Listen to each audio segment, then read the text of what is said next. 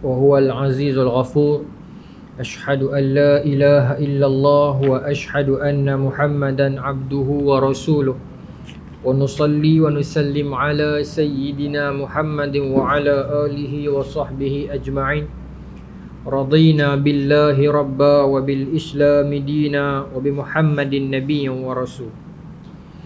Tuan-tuan muslimin yang dirahmati Allah, Assalamualaikum warahmatullahi wabarakatuh. InsyaAllah tuan-tuan, malam ni kita menyambung lagi kisah di dalam kitab Qisasul Anbiya. Pada bulan lepas kita memulakan dengan muqaddimah kisah Nabi Allah Yusuf. Kita bincang tentang ayat yang mana Allah Subhanahu Wa Taala sebutkan di dalam surah Yusuf ahsanal qasasi tu, nahnu naqussu alaika tu, Allah telah ceritakan kepada kamu sebaik-baik kisah. Kita telah bincangkan asbabun nuzul ayat tersebut, bila mana para dalam tafsir Ibn Katsir menceritakan ketika mana hari itu Nabi banyak ceritakan ayat-ayat yang berkenaan dengan hukum hakam lama. Kemudian para sahabat tanya kepada Nabi, ada tak cerita sebagai selingan? Maka turun wahyu cerita ayat tersebut. Ayat cerita kata Allah nak cerita dekat para sahabat kisah sebaik-baik kisah, iaitu kisah Nabi Allah Yusuf alaihissalam. Di sini memberi satu pengertian kepada kita bahawasanya Allah meraihkan perasaan, Nabi meraihkan perasaan. Ini satu bab juga tuan-tuan, meraihkan perasaan dan meraihkan orang kata apa, perwatakan serta perasaan seseorang tersebut selagi mana dia tak menyalahi dengan agama. Sahabat Nabi seorang nama Zubair bin Al-Awwam, dia punya trademark dia kalau turun perang dia akan pakai serban warna kuning. Nabi raih. Dan dalam hadis Hisham bin Urwah meriwayatkan daripada ayahnya Urwah bin Zubair, cerita tentang Zubair bin Al-Awwam ketika mana dalam perang Badar dia pakai serban kuning, lalu malaikat Jibril turun dalam perang Badar membantu tentera Islam dengan mengenakan serban kuning tersebut. Dan Zubair bin Al-Awwam ada satu karakter, dia ada anak panah pendek macam ni lah di belakang. Dia akan letak lagu ni. Pendek, bukan anak panah, tombak. Tombak panjang tapi dia ada satu tombak yang pendek macam ni. Macam ni lah, dia letak di belakang dalam 3 batang. Ini dia khususkan untuk dia nak bunuh musuh yang spesifik, yang dapat arahan khusus daripada Nabi untuk settlekan, dan dia akan gunakan yang tu. Dan Nabi meraihkan dalam perang Badar, dia membunuh Abu Qashbi, satu orang tokoh musyrik yang besar, yang kaya, yang besar agam. Zubair tinggi, dia ni besar, dia tutup semua badan dia kecuali mata. Para sahabat pergi jumpa Nabi, kata tak boleh makan cekak ni Abu Qashbi. Maka di dalam perang Badar dia berhadapan dengan Abu Qashbi ni, Abu Qabshi ni. Di dalam perang Uhud dia berhadapan dengan Talhah Al-Abdari, tokoh musyrik lah. Tapi dalam perang Badar tu, bila Nabi bagi arahan kepada dia, Nabi kata tak apa, hampa tak boleh tembus dia. Zubair ada, maka Zubair pun pergi. Zubair kata aku pergi setiap penjuru tak boleh, sebab setiap ruang dalam badan dia semua besi, atas badan dia semua besi. Antara tengkuk nak pergi ke bahu selalunya tak ada besi, sebab baju besi dekat ni. Tapi Abu Qabshi ni dia ada, cuma mata saja tak ada. Tapi pendek cerita, dia lawan dia sempat lengahkan Abu Qabshi ni, maka dengan pantas dia tarik tombak pendek tu, kena mata dan jatuh dan dia habiskan.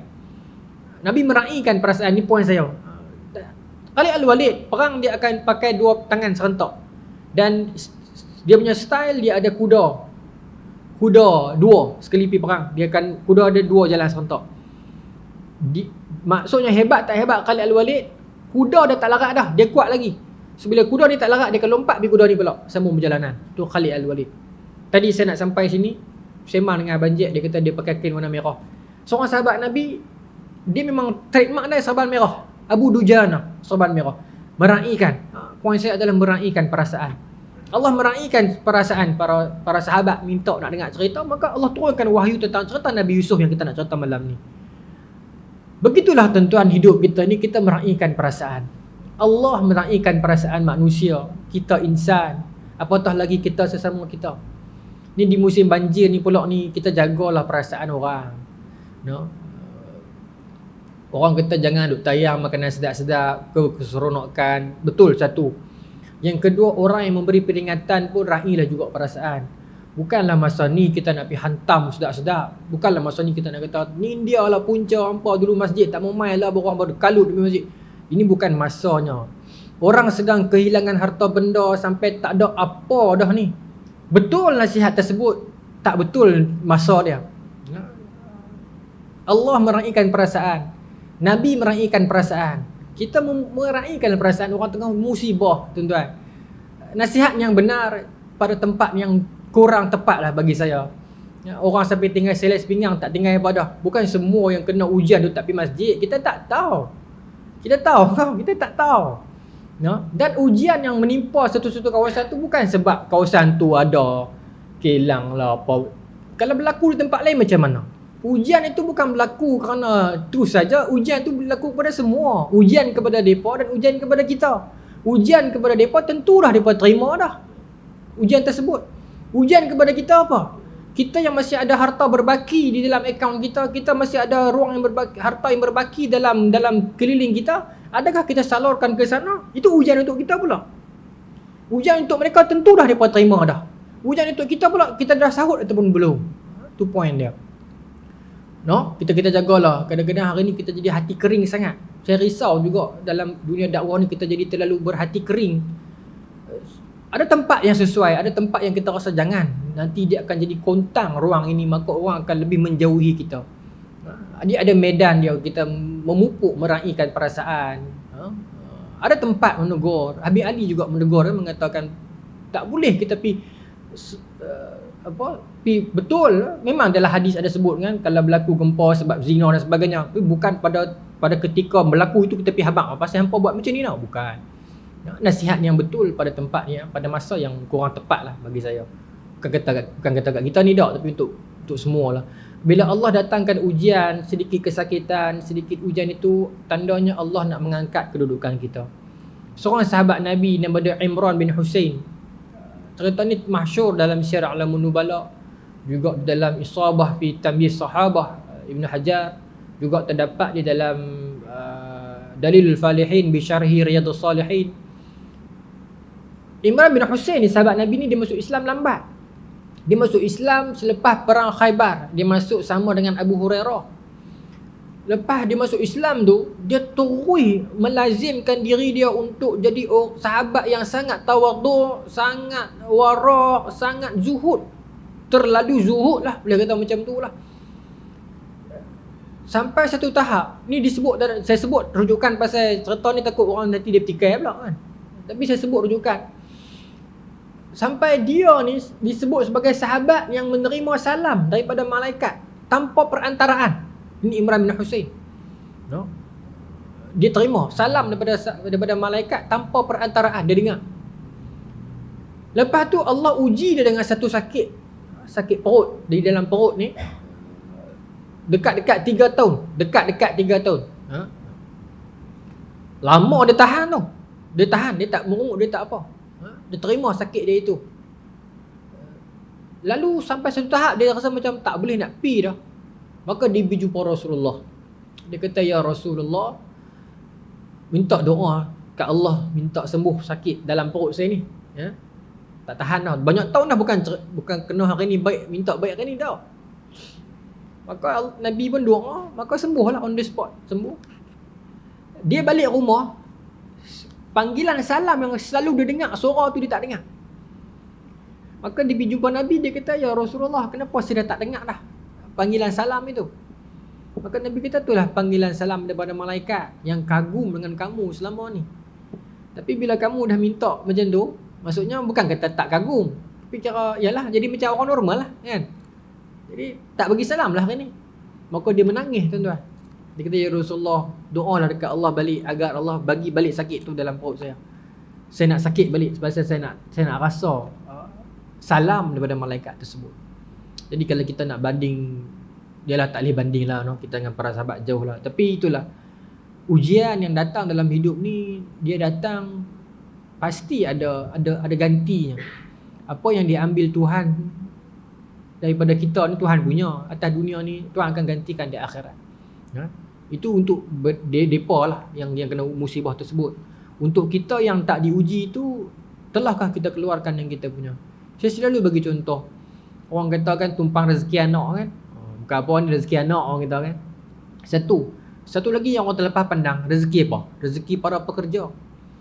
Kadang-kadang kita ada satu company, kita hire orang, kita takut tak boleh nak manage.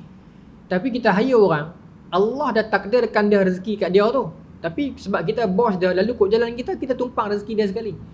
Sebab tu orang kata kadang-kadang nak kembangkan kita punya empire kita kena ada staff yang ramai pasal rezeki dia itu lalu kod jalan kita, lalu rezeki anak-anak kita lalu kod jalan kita tumpang sekali pula.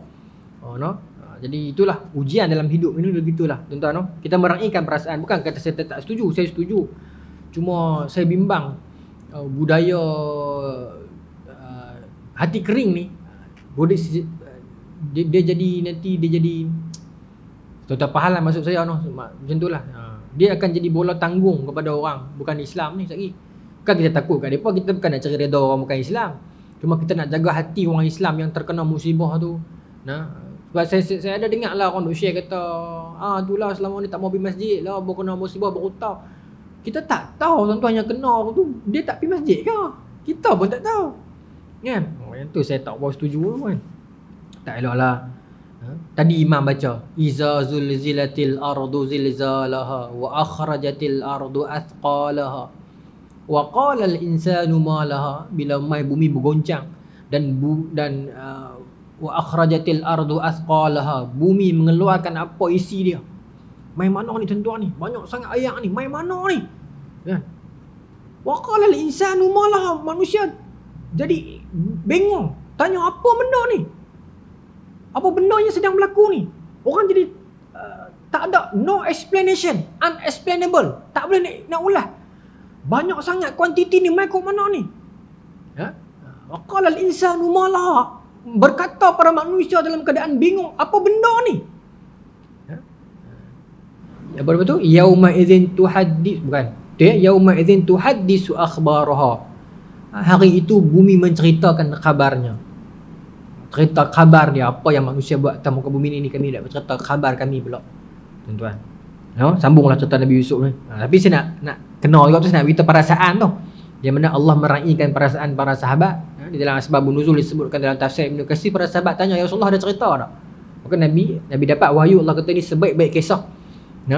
Ahsanul qasasi, sebaik-baik kisah. Jadi kita beriman, kalau orang tanya kita ataupun kita balik buat teka-teki kat isteri dan anak-anak di rumah, apakah filem yang paling best ataupun cerita yang paling best? Jangan kata no pula. Cerita yang paling best, cerita Nabi Yusuf. Cerita paling best sekali. Baik. Kita baru cerita intro minggu lepas. Bulan lepas montaj saya kira. Ni baru nak masuk episod pertama. Sambung terus, mula terus. Para ahli tafsir menceritakan tentang Nabi Yusuf AS pernah bermimpi. Tuan-tuan pun tahulah kisah tu. Cuma kita baca Qisasul Anbiya, lagi panjang kita masuk. Mimpi itulah yang dia mimpi, dia beritahu ke ayah dia, ya abati. Abati ni waqah jadi abah lah, abati. Inni ra'aitu ahada asyara kaukaban wasyamsa wal qamar ra'aituhum li sajidin, ayat tu.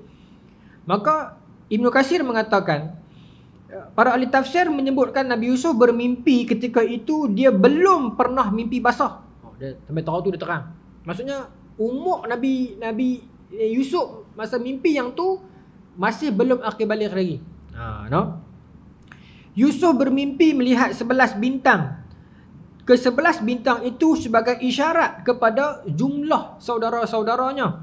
Sedangkan matahari dan bulan menunjukkan isyarat kepada ayah dan ibunya. Dalam mimpi itu kesemua mereka bersujud kepada dia. Ra'aituhum li sajidin. Kenapa kisah ni sebaik-baik kisah? Kita mulakan dengan ayat ini tuan-tuan. Tuan-tuan tengok. Tuan-tuan nak study sendiri pun tak apa. Tuan-tuan nak tunggu sampai saya habis pun tak apa. Kita mulakan dengan ayat ini. Ayah, cik mimpi semalam 11 bintang, matahari dengan bulan sujud dekat cik. Allah mulakan dengan ayat itu dalam cerita ini. Nanti di penghujung kisah surah Yusuf nanti Allah akan tutup dengan ayat tu balik. Allah akan terang balik apa makna dia. Situasi itu berlaku dalam real life. Bila yang matahari, bulan, bintang ni sujud kat Nabi Yusuf ni, bila? Hujung nanti Allah cerita balik. Pasal tu cerita ni kalau ikut dalam rukun drama ni cukup best punya dia punya plot dia. Dia mula persoalan awal, dia tutup, dia jawab episod last sekali. Oh, best. No? Baik. Setelah terbangun, dia menceritakan mimpinya itu kepada ayahnya. Setelah mendengar cerita itu, setelah mendengar cerita Yusuf mengenai peristiwa yang dia alami dalam mimpinya itu, ayahnya, yakni Nabi Yaqub, tahulah ia akan makna mimpi tersebut. Nabi Yaqub tahu dah pasal Nabi Yaqub Nabi. Lalu ayahnya itu memberitahukan kepada dia agar jangan cerita mimpi ini kepada abang-abang hang. La taqsus ru'yaka, jangan cerita mimpi kamu ini kepada abang-abang kamu. Fayakidu laka kaida, kerana mereka akan hancurkan kamu. Mereka akan buat satu plot untuk meranakkan kamu. Akan berlaku fitnah. Itu antara adab di dalam bermimpi. Ada mimpi yang kita kena cerita dekat orang dan orang akan nasihat kita berdasarkan mimpi. Orang pun seorangan. Bahkan dalam hadis Bukhari banyak. Selepas subuh Nabi kalian Nabi tanya, ada sahabat semalam yang mimpi cerita mai aku nak tolong ulah? Ada dalam hadis. Nah, bahkan tabi'in besar Muhammad bin Sirin, tokoh tafsir mimpi yang powerful, tokoh tabi'in. Dan kita memang boleh cerita kat orang yang kita percaya. Tetapi bukan kita cerita dekat seluruh umat kalau mimpi itu berunsur fitnah, berunsur macam ni lah. Takut berlaku apa-apa fitnah. Fitnah ni maksud saya dalam bahasa Arab, fitnah maksudnya kekacauan, bukan fitnah yang dalam bahasa Melayu tu. Fitnah bahasa Arab ni kacau, kekacauan, huru-hara. Bimbang nanti fitnah itu akan lebih besar dan luas. Sebab mimpi bukan hujah, tetapi Islam tidak menolak mimpi. Ya? Maka bila Nabi Yusuf cerita dekat Nabi Yaqub mimpi itu, nasihat adab tentang mimpi ialah la taqsus ru'yaka. Jangan cerita mimpi ni. Kita pun begitulah tuan-tuan. Kita ni diuji dengan pelbagai jenis mimpi. Tuan-tuan pun ada mimpi, saya pun ada mimpi, macam-macam orang ada mimpi. Ada masanya kita ceritalah kepada siapa-siapa mentor kita lah. Imam ke, ustaz mana-mana main ceramah ke, minta nasihat. Ustaz, saya mimpi macam ni 2-3 malam dah, agak-agak ustaz apa maknanya? Ada, nah, boleh. Nah, sebab yalah, meraihkan. Cerita kadang bukan nak cerita makna pun tak apa, tapi just nak cerita saja. Ya, just sebab orang bila ada masalah, dia tak perlukan penasihat, dia perlukan pendengar. Betul tuan-tuan, orang bila dalam masalah ni, they don't need motivator, they just need a listener. Dia nak pendengar dah. Sebab tu dalam counselling kami belajar dulu, kemahiran mendengar, ada periksa khas, kemahiran mendengar, listening skill. Kita duk heran, dengar ni skill apa? Rupanya ada. Cara kita nak tunjukkan expression wajah kita, hanggukkan kita, kaki kita, gesture badan kita, semua ada tu nak menunjukkan agar orang tu selesa nak keluarkan cerita tu kat kita. Dia ada kaedah dia tu. Dia panggil open-ended question, close-ended question. Macam mana kita nak tarik bagi dia buka lagi cerita dia. Kadang-kadang masalah tu dia hadapi tapi dia tak nampak punca dia. Jadi bila kita let dia cerita, nanti dia akan sendiri akan nampak benda tu. Itu peranan kaunselor. Kalau motivator dia akan main, kamu boleh, kita boleh, semua macam tu kan. Bakat bangkit nyanyi lagu gemuruh jiwa macam tu ramai-ramai kan.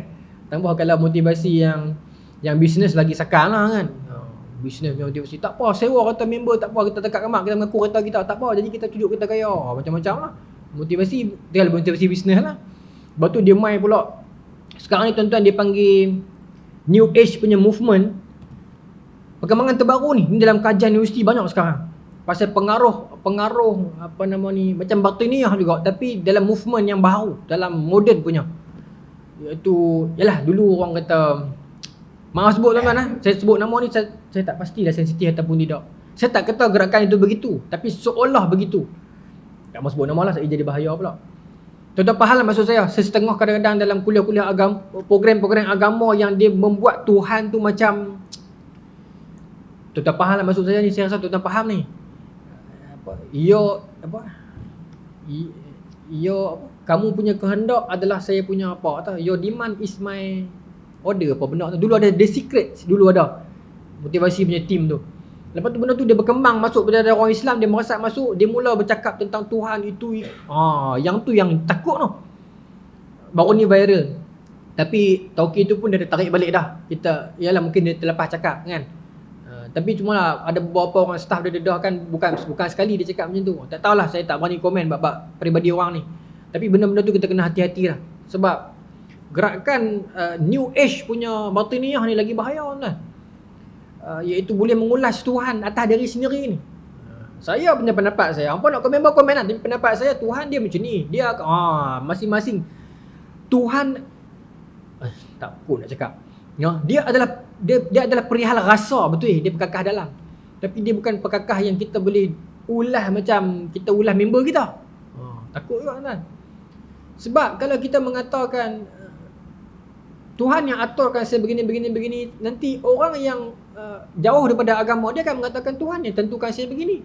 Tuhan yang redha saya pula pergi buat kerja macam ni. Saya tak pakai tudung tapi saya tolong orang. Tapi Tuhan redha saya, Tuhan yang ilhamkan saya untuk buat benda ni. Kacau. Benar sekarang ni tuan-tuan, secara halus dia merebak masuk ni. Dalam siri-siri motivasi, dalam siri-siri bisnes punya motivasi. Banyak tuan-tuan. Saya berjumpa dengan orang yang buat kajian tesis khas dalam bidang ni. Dia dedah kat saya baca risau. Banyak rupanya di Malaysia ni. Sebut tu di Malaysia ni banyak. Dia biar halus ya. Kita tak perasan, tapi lama-lama dia akan terkeluar sendiri. Itu yang kita kena hati-hati tu. Kita buat Tuhan macam unsur alam. Kan? Tulis, pelekat, lepas tu lama-lama ni kita akan dapat benda tu. Dulu saya ingat sekolah dulu saya rajin di Pondok Serobot begitu kan. Tapi lama-lama tak apalah. Mungkin dia tak ada niat. Cuma kita datang bukan nak menghukum lah. Kita cuma nak memurnikan balik. Mungkin tak ada niat. Cuma dia ada disiplin dia bidang ni. Baik, tak apalah. Sebab tu Nabi Yusuf pun bila dia cerita, Nabi Yaakob kata jangan cerita lagi kat abang-abang kamu. Sebab abang-abang kamu akan buat plot untuk menghancurkan kamu. Baik. No? Baik. Lalu tuan-tuan, mereka pun membesar lah. Betul lah, membesar hiduplah sehari-hari. Dan memang abang-abang dia ni tak suka kat dia. Allah sebut dalam Quran, laqad kana fi Yusufa wa ikhwatihi ayatul lisailin iz qalu li Yusuf wa akhuhu ahabba ila abina minna wa nahnu usbatun inna abana lafi dhalalim mubin. Ini ayat menarik. Kata adik-beradik dia, Yusuf ini lebih disayangi oleh ayah berbanding kita. Sebab tu mereka plan, mereka nak hancurkan Nabi Yusuf. Itu cara mereka tak tahu mimpi Nabi Yusuf tu. Kalau mereka tahu lagi teruk. Itu cara mereka tak tahu. Mereka dah fikir Nabi Yusuf ni nampak ayah lebihkan dia daripada kita ni. Lepas tu mereka berpakat sama-sama mereka. Siapa mereka ni? Bani Israel lah ni. Bani Israel awal ni. Bani Israel asli. Inilah Bani Israel asli. Maka dia berbincang sama-sama mereka, apa kita nak buat kat Yusuf ni? Kita tak boleh biar ayah nampak sayang dia lebih daripada kita. Maka salah seorang daripada mereka mengatakan, uqtulu Yusuf awit rahuhu ardan yakhlu lakum wajhu abikum wa takunu min ba'dihi qauman salihin. Dia berpendapat kata apa? Bunuh, uqtulu Yusuf. Bunuhlah Yusuf ataupun buanglah dia ke satu daerah yang tak dikenali, supaya perhatian ayah tertumpah kepadamu saja, dan sesudah itu hendaklah kamu menjadi orang-orang yang baik. Ini menarik ni. Dia berkata bunuh Nabi Yusuf. Kalau tak mau bunuh, kita lempak dia pergi mana-mana tempat yang tak boleh jumpa dah. Lepas tu wa takunu min ba'dihi qaumas salihin. Lepas kita bunuh dia ataupun kita buang dia, kita taubat lah. Nampak? Lepas kita bunuh dia dan buang dia, kita lupakan dan kita taubat lah. Maksudnya dia buat benda itu dalam keadaan dia tahu benda tu salah dan dia dah plan dah. Lepas kita buat, kita taubat. Lepas kita buat, kita taubat. Saya ingat satu ketika masa di UAE dulu, kami ada kawan-kawan Arab, Saudi sebut tak apa. Bukan semua, 2-3 orang lah. Hal lain bagus. Saya serta dengan tuan-tuan kan, seorang tu dengan saya macam 2 baris sampai sekarang rapat. Ni serta ni kawan lain tapi Saudi lah. Dia pun ada satu perangai, bila mai cuti SEM, dia pun tak balik negara dia pun suka pergi Siam. Tak tahulah Danuk ke mana, saya tak tahulah. Lepas tu bila kita tanya mereka kan, kita tanya pun tak ada tanya hukum, kita tanya cara melawak lah kawan-kawan kan. Dia jawab pun mungkin cara melawak, tapi cara jawab tu macam sungguh-sungguh. Dia kata tak apa, benda ni tak apa. Dia kata pasal buat macam mana kita jauh dari keluarga, nanti kami balik, kami pergi tawaf, selesai. Ni saya bukan kata rekod ni cerita saya sendiri. Nanti kami balik negara kami, so kami tawaf, selesai. Allah ampun. Allah ampun tak? Allah ampun dosa hamba. Cuma bila kita buat main macam tu, saya tak pasti. Tapi memang dalam hadis sahabat tanya, kalau lepas kita minta ampun, kita terbuat balik, Allah ampun tak? Nabi kita ampun. Tapi itu soal terbuat balik. Soal sebelum buat, niat ni yang takut ni. Tapi kalau kita buat dalam keadaan, macam mana saya nak kata? Allah sebut dalam hadis Qudusi, Nabi sebut, Allah sebut, hamba aku tu dia buat salah, tapi dia tahu yang aku ni Tuhan dia yang boleh ampunkan dia dan azab dia. Lalu dia minta ampun, aku ampunkan dia. Dia minta ampun, dia buat lagi. Allah kata lagi, hamba aku tu bukan apa, dia tersilap. Tapi dia tahu dia masih ada Tuhan yang mengampunkan dia dan boleh mengazabkan dia. Apa aku ampunkan dia? Saya fikir mungkin dia pun ambil hadis ni ikut salah faham tafsir kan dia berkata lagu tu. Dibimbangi kita buat main dengan ayat-ayat Tuhan. Allah ampun tentu tuan-tuan. Apa nama ni? Ibn Rajab Al-Hambali kata man taba ila Allah taubatan nasuha wajtama'at syurutu taubati wajtama'at syurutu taubati fi haqqihi fa innahu yuqta'u biqabulillahi taubatahu kama yuqta'u biqabulil islami kafiri idza aslama islaman sahiha. Kata Ibn Rajab Al-Hambali, seorang hamba itu bila mana dia bertaubat kepada Allah dan menyempurnakan syarat-syarat taubat, dalam Riyadhus Shalihin Imam Nawawi sebut, kalau dosa kepada Allah 3 syarat, dosa kepada manusia 4 syarat ya. Iaitu yang kepada manusia tu tambah satu lagi, kena pergi minta ampun kat manusia tu sendiri. Maka setelah diminta ampun, taubat nasuha dan dia menyempurnakan syarat-syarat taubat fi haqqihi, dengan haknya, yuqta'u biqabulillahi taubatahu, Allah telah diputuskan ulama, Allah pasti menerima taubatnya. Kama yuqta'u biqabulil islamil kafiri, seperti mana kita menerima Islamnya orang kafir, iza aslama islaman sahiha, ketika mana dia peluk Islam dengan sahih, maka kita tak tanya dah, kita tak ragu dah, adakah dia Islam ataupun dia buat-buat. Hari ni dia mengucap, esok dia masuk. Hari ni dia mengucap, esok kita dah kata dia Islam, saat lagi kita kata dia Islam dah. Kita takkan soal, Islam ke dia ni Islam ke tak lagi dah. Kemarin dia mengucap tajwid betul tak betul, dia Islam ke tak? Tak. Kita akan fikir dia Islam lah. Kata Ibn Rajab, begitulah taubat pun. Seseorang hamba itu bertaubat kepada Allah sungguh-sungguh, yakinlah Allah terima taubat dia seperti mana kita terima orang masuk Islam. Dan kata Ibn Rajab, wa hadzal qaul jumhur, ini qaul jumhur ulama. Tetapi berulang-ulang dalam keadaan niat yang Allah akan ampun, saya angkat tangan, saya tak berani nak, saya bukan orangnya lah nak kata Allah akan ampun juga ke tak ampun. Tak, saya tak berani, bukan kata saya tak berani, saya bodoh. Tu terang, tu terang. Tak berani tuan-tuan nak keluar hukum lah. Kalau kita nak kata Allah tak akan ampun, tak boleh kita menyempitkan rahmat Allah. Nak kata Allah confirm ampun, saat lagi depa ni main-main dengan Tuhan ni. Jadi saya angkat tangan, saya tak tahu. La adri, saya tak reti. Tanya orang lain. Senang. Takut tuan-tuan buat hukum, saya tak berani, takut. Baik. Sebab orang Israel ni, Bani Israel ni, abang ni kata, kita bunuh dia dulu, lepas tu kita minta ampun. Sama macam member saya nak sebut, kita pergi Danok dulu, lepas tu balik Saudi, kita tawaf, selesai. Bila ada penderian macam tu masalah kan. Baik. Tapi kalau dia minta ampun, ujung takkan Allah tak ampun. Allah ampun. Tu saya kata benda ni kita takut nak kata ni. Allah maha mengetahui. Ilmu Allah maha luas. Kita terlalu kerdil tuan-tuan. Kita terlalu kerdil. Tak boleh nak ungkap tuan, tak boleh nak ungkap, tak terkata. Bab taubat ini satu bab yang dia bab jiwa tuan-tuan, yang kita setiap masa, setiap saat, setiap nafas kita kena mengucaplah istighfar lah pada Allah. Jangan putus. Dunia ni hujung dah tuan-tuan. Wallahi dunia ni hujung dah tuan-tuan. Sedialah kita. Qala qailun minhum la taqtulu Yusuf wa alquhu fi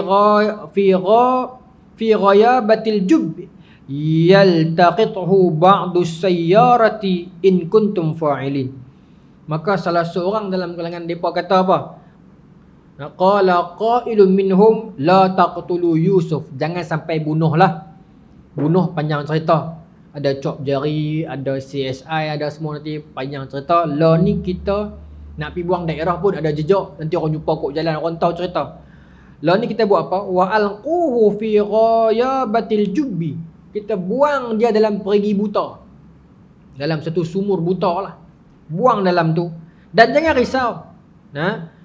Nanti akan ada kafilah menjaga lalu nak ambil ayat dalam perigi kata, akan jumpa dia, jangan risau, dan dia akan bawa masalah tu pergi. Tapi dalam tafsir kata, ada berpendapat kata qailun ni, ada kata dalam kalangan depa ni lah, adik-beradik ni, ada yang kata yang tu bukan depa, yang tu iblis. Mai duduk sekali dengan depa, mai bagi benda tu. Dan dalam hadis pun banyak musyawarah yang disertai oleh iblis.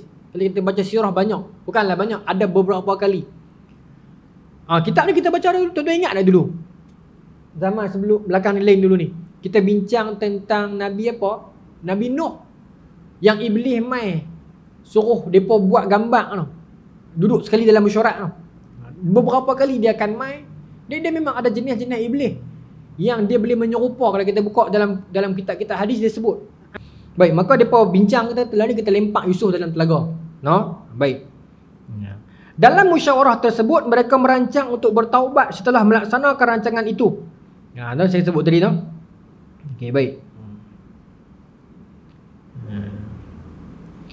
Kemudian dalam kalangan mereka yang mengatakan agar buang itu, beberapa pendapat sebut ada mengatakan Syamun, ada mengatakan Yahuza, ada mengatakan Ruwaibil, dan ada mengatakan Iblis.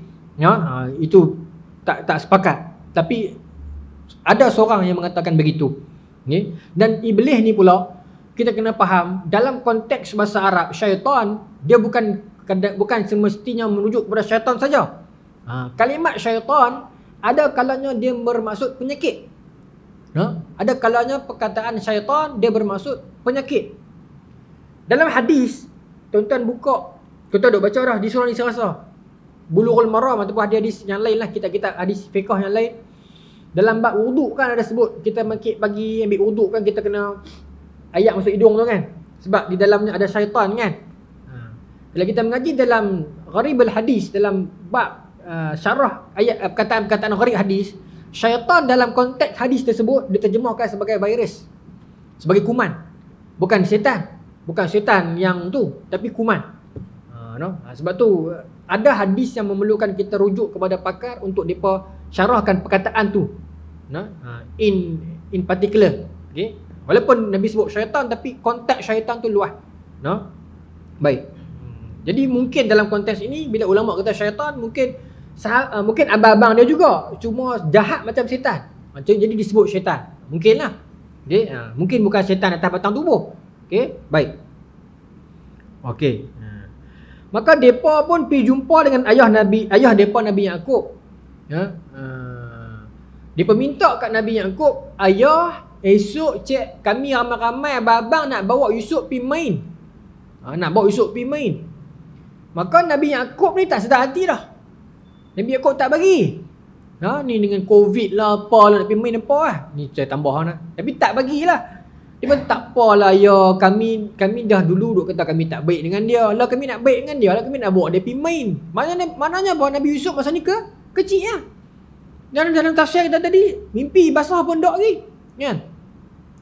Nabi Yaqub tak bagi, tapi dia pun minta juga, sampailah keluar ayat Quran yang tuan-tuan duk baca mengaji tajwid tu, Ismam tu.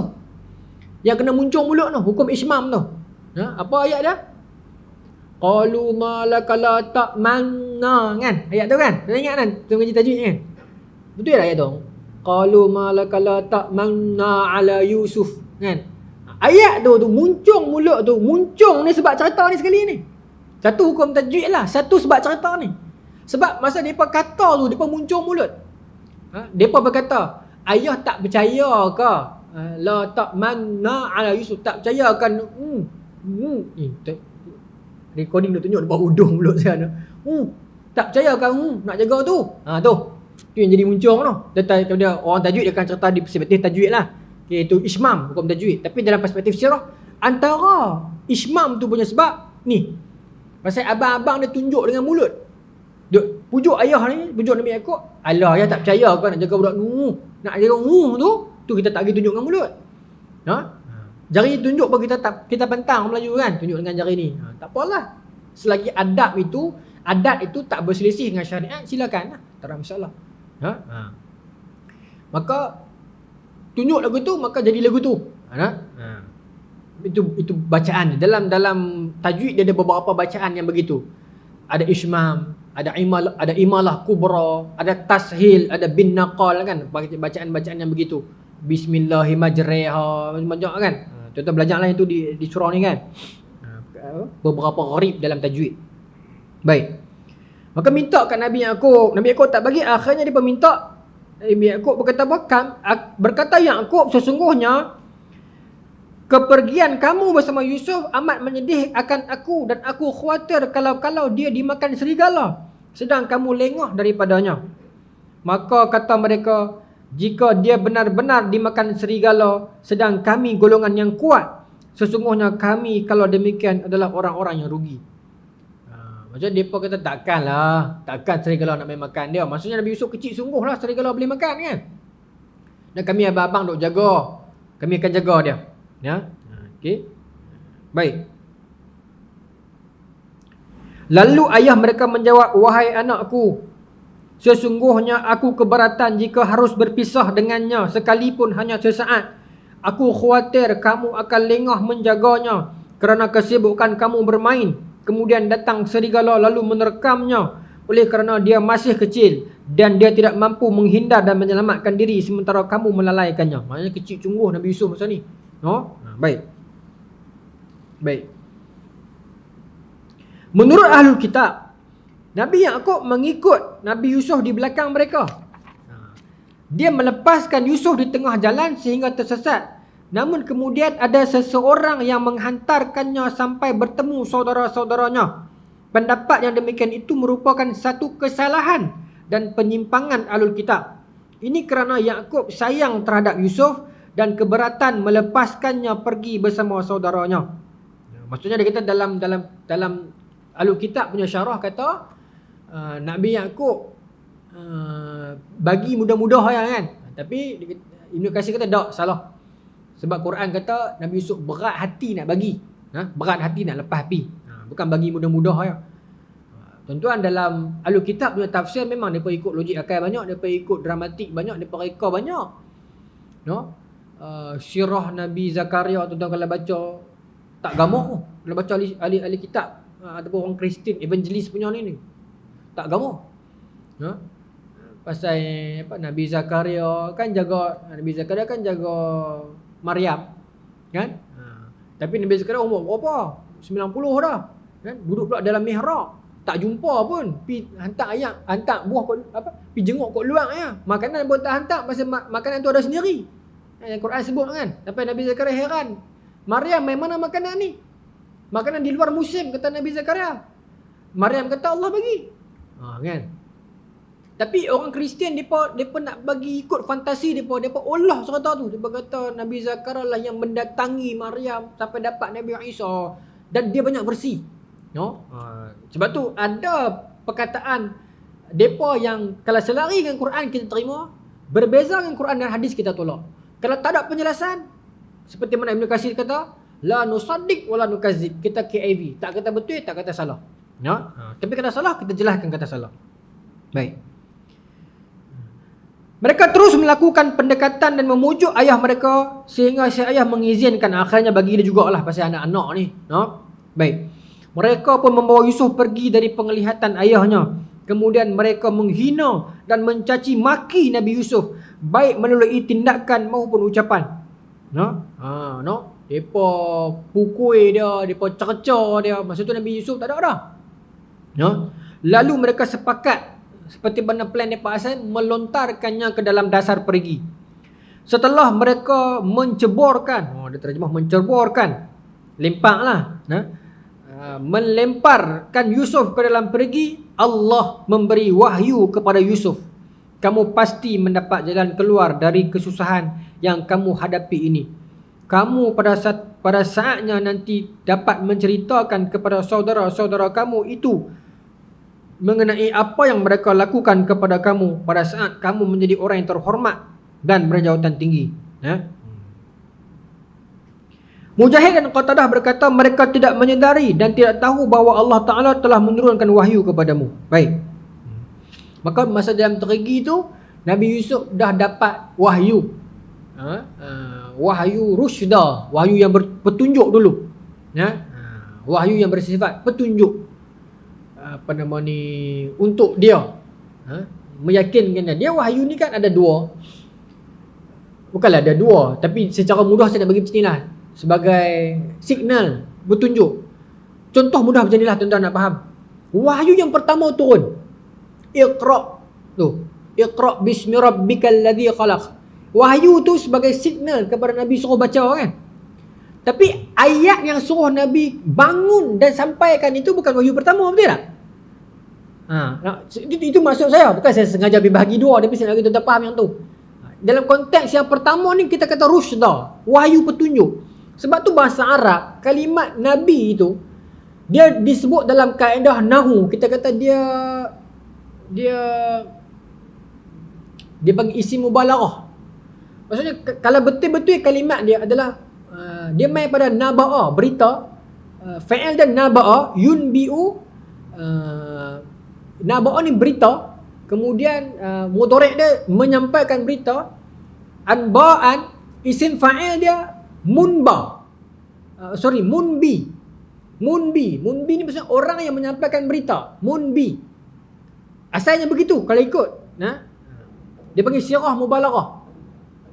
Pening sikit tapi saya kena cerita juga. Macam ni. Dia panggil madhi, mudhari', masdar. Past tense, present tense, kata terbitan. Lepas tu isim fa'il orang yang buat. Isim maf'ul orang yang kena buat macam tu. Sebab tu hamada, pujian yang bersangatan. Yuhammidu, sedang memuji bersangatan. Tahmida, perbuatan puji itu ataupun pujian, tahmid. Muhammidu, pemuji. Muhammadu, isim maf'ul yang kena puji. Sebab tu Muhammad itu isim maf'ul. Itu maksud saya tadi. Okay, baik. Perkataan Nabi itu dia adalah sirah mubalaghah. Sepatutnya perkataan dia adalah munbi ataupun munba, iaitu orang yang menyampaikan berita. Tetapi dalam masa yang sama orang itu juga dia mendengar berita. At the same time dia munbi dan dia munba. Sebab Nabi dia dapat berita wahyu dan dia sampaikan berita wahyu. Jadi kita nak namakan apa? Munbi ke munba? Di situ istilah Arab dia panggil sirah mubalaghah, dia panggil Nabi. Itu kaedah nahwu lah. Saja saya cerita kat tuan-tuan. Nabi. Baik.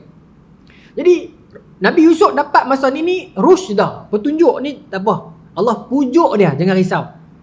Satu hari nanti hang pasti akan cerita balik ke abang-abang hang perbuatan dia ni. Kita dah buat lagu tu tak tuan-tuan? Manusia kita sehari-hari ada juga kan. Kita kena apa-apa, tabah kita sabar, kita usaha, esok bila kita je kita kata kat kawan kita, ingat tak dulu hang pernah celeceh aku. Maksudnya boleh lah, bukan kata salah. Benda tu manusia kan. Cuma perbuatan mengungkit ni tak elok. Cuma nak apa sebagai motivasi kita kan. Tak apa, kuat satu nanti hang tunjuk kat dia balik. Kita pun begitu, saya pun belajar macam tu. Kadang-kadang bila orang nak peleceh kita kan. Saya cerita kat tuan-tuan dulu. Masa saya tingkatan 3, motivator main sekolah saya. Dia tak lawak, tapi dia nak buat lawak juga. Dia bahan saya 2 jam ceramah. Poin dia saya lah. Hitam ni. Orang gelak kat saya saja, satu sekolah gelak kat saya. Bukan kata saya dendam, tapi saya tak boleh lupa ambil hari ni. Sampai saya bercakap depan mat saya tak boleh lupa muka dah. Tapi saya tak mahu sebut nama lah. Tu masalah. Itu pun bully juga tu. Bully kan. Penderaan apa tu panggil? Itu kira body shaming, skin shaming kot. Saya terasa sungguh. Tapi bagus juga. Saya buktikan. Saya usaha, saya belajar. Saya nak kata orang hitam pun boleh pandai lah. Bukan. Pasal saya kawan-kawan gelak. Dan gelak kawan-kawan kita sendiri, mereka pun nak marah, mereka pun tak boleh lawak. Saya apa pasal saya gelak? Sebab kalau saya putih, saya gelak kat orang kot kan. Tak tahulah Tuhan uji kita lagu tu. Mak saya selalu kata kat saya, siapa Tuhan bagi hang gelap? Pasal kalau hang putih, hang kata kat orang gelap pula. Boleh jadi juga kan. Tak tahulah. Tuan-tuan tengok ada satu eksperimen Oxford buat. Mereka ambil 2 bayi. Tuan tengok dah kot. 2 bayi ni lah bayi patuk. Satu bayi hitam, satu bayi putih. Bayi yang sama, identical, cuma tukar colour je. Eksperimen ni lama dah, bukan sekarang. Zaman-zaman 30-an ke 50-an. Tapi video tu ada di YouTube. Kebetulan saya tengok. Lepas tu dia tanya. Dia panggil orang kulit hitam. Budak-budak kecil kulit hitam tanya, antara dua bayi ni yang mana yang jahat? Orang kulit hitam tu sendiri tunjuk bayi yang hitam jahat. Lepas tu profesor ni tanya, sebab apa dia jahat? Sebab his skin is darker. Sebab kulit dia gelap. Macam tu. Sebab memang gelap ni tuan-tuan duk kena bully ya, no? Apa nama ni? Black ni kira jahat lah kan? Black magic, black mail, semua black ni kira jahat saja. Black money, semua black saja kan? Nak jadi gangster kena nama black. Tak boleh nama white. White jadi Snow White, jadi ni pula. Kita ni kira kenal saja. Saya pun pakai juga krim nak pergi cerah kan?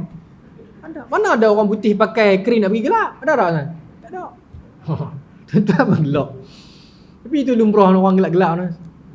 Satulah. Okey, dah saya nak tutup tadi bunyi kan.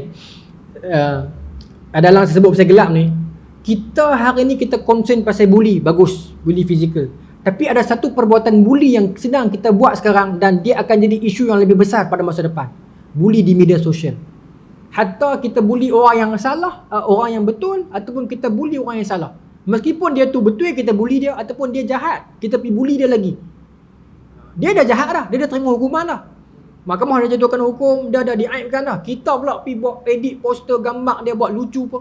Saya risau lah tuan-tuan benda tu. Nanti dia jadi budaya. No, tuan-tuan faham maksud saya kot no? Bukan saya bela tak, tapi saya risau lah benda ni. Depa edit gambar dia merata ni kan. Tak sesuai. Dia lawak, tapi bila saya fikir dia one kind of bully lah benda tu. Tak kena kat kita tak apa tuan-tuan, kena kat kita malu. No, saya fikir kita kena stop lah bully di media sosial ni. Hatta dia baik ataupun dia salah pun kita fikir tak perlu panjangkan lah benda-benda tu. Pasal dia kind of bully kat benda tu. No, satu lagi kita duk menghina kata Myvi. Myvi kan dah kenal selalu kan. Jadi satu lagi saya nak tegur pasal banjir ni. Orang selalu kata ni geng-geng kalut Kedah yang banjir nak balik ni kan. Yang ni video jangan cut yang ni. Kalut kata. Ketak kepala orang utara kata kan. Nak Kedah juga tak erti bahasa. Kita tak tahu masalah ada apa tuan-tuan. Kena dia keluar pergi merkit. Ayak naik, anak ada di rumah anak kecil. Ayak naik. Kalau tuan-tuan balik Kedah. Kalau saya Kedah. Tapi orang yang record, dia kalut nak balik. Nampak? Orang kata kan, orang bakat sebab. Mungkin dia Kedah sungguh. Mungkin dia memang saja cari penyakit. Mungkin dia memang dalam masalah. Mungkin dia ada mak di rumah yang duduk sorang-sorang. Ayah lumpuh di rumah yang dia fikir ayah dah tinggi sama dengan bumbung. Dia Kedah juga. Kita gelak. Kita kata, merapu ni kita. Kita kata macam-macam kan. Dulu saya pun kata. Tapi kata, saya tak type. Saya kata mulut kan. Melawak dengan kawan. Tu dia kata, kereta maybe belagak macam traiton. Kita kata dulu. Tapi bila saya muhasabah balik, tak betul benda ni. Sebab kita tak tahu masalah dia apa. Mungkin dia ada anak tinggal kat rumah. Pasal banjir tuan-tuan. Ayak dia naik ni kita tak ada nak jangkau bila dia main. Dan tak dah lah tuan-tuan ayak ni. Sat lah. Sekolah saya setahun 3 kali banjir. Kita pengalaman dah. Dia main tu tak boleh jangkau sat ni. No? Jadi mungkin dia Kedah. Dia bodoh sombong sungguh. Mungkin. Tapi mungkin dia ada masalah sungguh. Pokoknya kita tak tahu. Tu saja. Jadi kita video jangan buang lah yang part ni nak beritahu kat orang ramai ni. Bab tu kita jaga sikit lah. Sebab kita tak tahu. Dalam kereta kita duk gelak. Mungkin dalam kereta dia tengah teriak. Ya Allah selamatkanlah anak aku di rumah. Ya Allah ayat tinggi ni dia Kedah juga. Kita tak tahu. Kita duk record, kita duk gelak. Tu kita kena hati-hati dalam bab adab. Ujian datang ni nak mengajar kita. No? Tak apa saya sambung sikit lagi tuan-tuan lah. Baik. Berhenti ni tak seronok pula. Saya ada sikit lagi. Okey. Maka setelah Allah campakkan rusda, petunjuk kepada Nabi Yusuf yakinlah, tenang dia. Okey. Setelah itu, setelah mereka memasukkan Nabi Yusuf, sebelum mereka masukkan ni dia kata setelah bukan. Sebelum mereka lempak Nabi Yusuf masuk, mereka ambil baju Nabi Yusuf. Qamis dalam Quran kata qamisihi. Baju dia, qamis dia. Mereka ambil baju dia dan melumurkannya dengan darah. Mereka lumur. Tapi satu benda yang punchline juga ni. Tu catatan terbaik. Mereka ambil baju Nabi Yusuf, angkat baju dia. Mereka lempak dia masuk telaga. Mereka pergi semelih kambing apa tak sebut dalam ni. Dia sebut darah ya. Mereka lumur baju Nabi Yusuf dengan darah. Kemudian mereka kembali bertemu dengan ayah mereka Nabi Yaqub pada waktu petang. Mereka menangis depan ayah mereka teresak-esak dan menyatakan kepada ayah mereka Nabi Yusuf, betul kata ayah, Nabi Yusuf kena baham dengan serigala. Nabi Yaakob dengar menangis, tapi tak apa nak percaya. Lepas tu dia kata kalau ayah tak percaya, ni bukti dia. Dia tunjukkan Nabi Yaakob, tengok baju Yaakob, baju Yusuf ni penuh darah. Satu jawapan Nabi Yaakob tu menarik. Nabi Yaakob kata apa? Sopan tunggu serigala tu, pasal baju penuh darah tapi baju tak terkoyak. Dalam Quran sebut, ni ayat Quran. Macam mana Nabi Yaakob kata, macam mana serigala tu makan baju tak terkoyak tapi berdarah?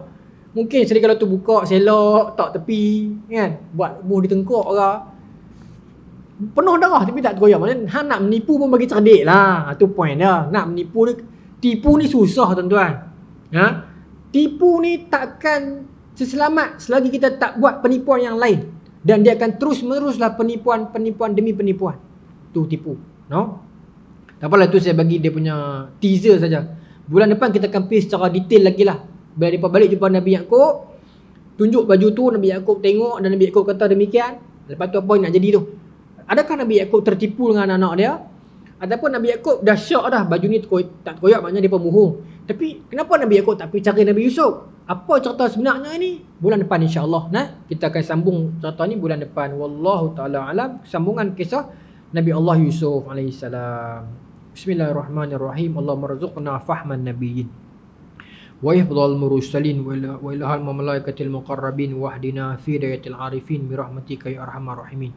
Allahumma ij'al jam'ana hadza jam'an marhuma wa tafarraqna min ba'dihi tafarraqan ma'suma wa la taj'al lana fila wala ma'na wala man yatba'una syaqiyyan wala maqtuda wala mahruma. Rabbana atina fid dunya hasanah wa fil akhirati hasanah wa qina adzabannar. Sallallahu ala sayyidina Muhammadin wa ala alihi wa sahbihi ajma'in. Walhamdulillahirabbil alamin. Assalamualaikum warahmatullahi